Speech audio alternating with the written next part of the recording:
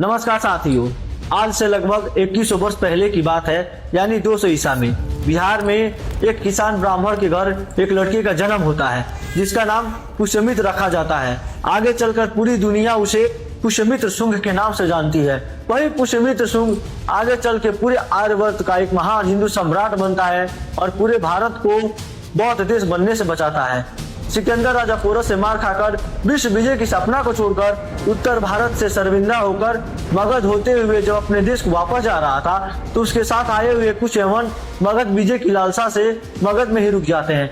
और दूसरी तरफ सम्राट अशोक जब बौद्ध धर्म को अपना लिया उसके बाद उसके वंशजों द्वारा पूरे देश में बौद्ध धर्म लागू कर दिया गया और पूरे देशवासियों को बौद्ध धर्म अपनाने के लिए कहा गया। जो भी व्यक्ति बौद्ध धर्म को नहीं अपनाता था या तो उसका कत्लेआम कर दिया जाता था या उसे तलवार की नोक पे बौद्ध धर्म को स्वीकार करवाया जाता था।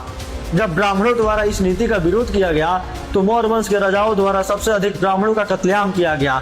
लगभग लाखों की संख्या में ब्राह्मणों की कत्लेआम कर दिया गया। हिंदू मंदिरों को तोड़ा गया, उसके जगह पे बौद्ध मंदिर बनवाए गए, बौद्ध की मूर्तियां लगाई गई, बौद्ध की प्रतिमा लगाया गया। उसी समय पुष्यमित्र शुंग के माता पिता से भी बौद्ध धर्म अपनाने के लिए कहा गया। जब पुष्यमित्र शुंग के माता पिता ने बौद्ध धर्म को नहीं अपनाया तो उस छोटे से बालक के सामने उसकी माता पिता का गर्दन काट दिया गया। वो चिल्लाता रहा, रोता रहा, गिड़गिड़ाता रहा कि मेरे माता पिता को छोड़ दो। फिर भी उसके माता पिता को नहीं छोड़ा गया। जब वो अपने माता पिता को मरा देखा तो उसकी आंखों से रक्त के आंसू आ गए। इस निंदनीय संवेदना को देखकर उसे गांव वालों से नफरत हो गई और वह वहीं पे प्रतिज्ञा लिया कि मैं मौर्य वंश का अंत करके बौद्ध धर्म को खत्म करके पूरे देश में पुनः हिंदू धर्म की स्थापना करूंगा। और वो प्रतिज्ञा लेने के बाद जंगल में चला गया।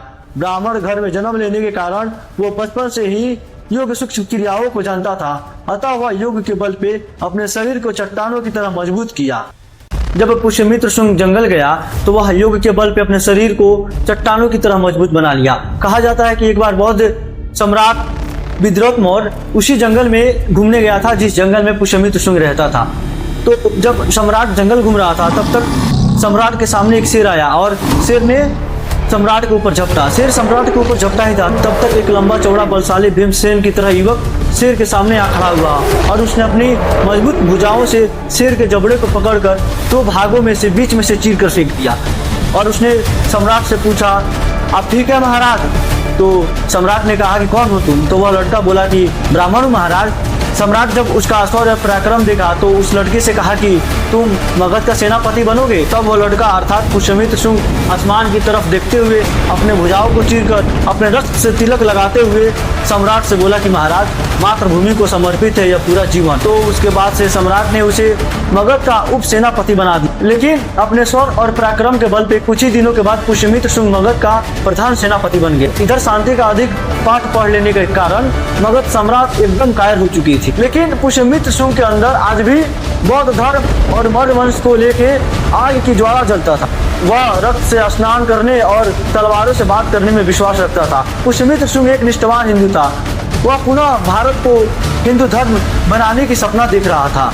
वो समय आ भी गया। जो यमन मगध विजय की लालसा से मगध में रुके हुए थे वो लाखों की सेना बना के मगध के ऊपर आक्रमण कर देते हैं। जब यह बात पुष्यमित्र शुंग को पता चलता है तो वह सम्राट विद्रोत मौर्य से जाकर पूरी बात बताता है। तब सम्राट विद्रोत मौर्य बोलता है कि वह युद्ध करके मगध की रक्षा करने के पक्ष में नहीं है। युद्ध से रक्तपात होता है, युद्ध बौद्ध धर्म के खिलाफ है, अतः वह शांति समझौता कर लेगा। लेकिन जब यह बात पुष्यमित्र शुंग सुनता है तो बहुत ही ज्यादा गुस्सा होता है और वह बाहर आके युद्ध तैयारी करने की घोषणा कर देता है और अपने सैनिकों से कहता है कि दुश्मनों का पैर मात्र भूमि पे पड़ने से पहले ही उनका सर तुम लोग काट डालो। जब यह बात विद्रोत मौर्य को पता चलता है तो गुस्सा हो जाता है और गुस्सा से आके पुष्यमित्र शुंग से पूछता है कि तुम किसके आदेश पे युद्ध करने की तैयारी का घोषणा किए हो? तो पुष्यमित्र शुंग कहता है कि मातृभूमि की रक्षा के लिए हमें किसी के आदेश की आवश्यकता नहीं है। ब्राह्मण कभी किसी का आदेश नहीं लेता। और उसने तलवार निकालकर विद्रोत मौर्य का सर काट दिया।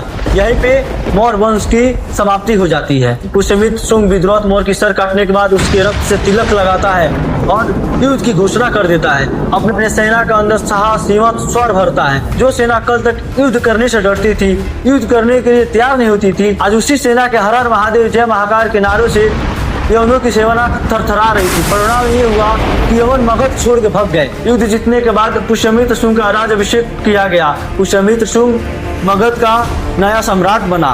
और सम्राट बनते ही उसने पूरे देश से बौद्ध धर्म समाप्त करने की घोषणा की और उसने कहा कि सनातन धर्म ही सर्वोपरि धर्म है। और पुनः उसने हिंदू मंदिरों का सुंदरीकरण करवाया, लाखों मंदिर बनवाए। पुष्यमित्र शुंग ने वो किया कि अभी तक आर्यवर्त के इतिहास में किसी राजा ने नहीं किया। पुनः तक्षशिला विश्वविद्यालय को चालू करवाया गया, चाणक्य की नीति को लागू किया गया और पूरे देश को हिंदू राष्ट्र बना दिया।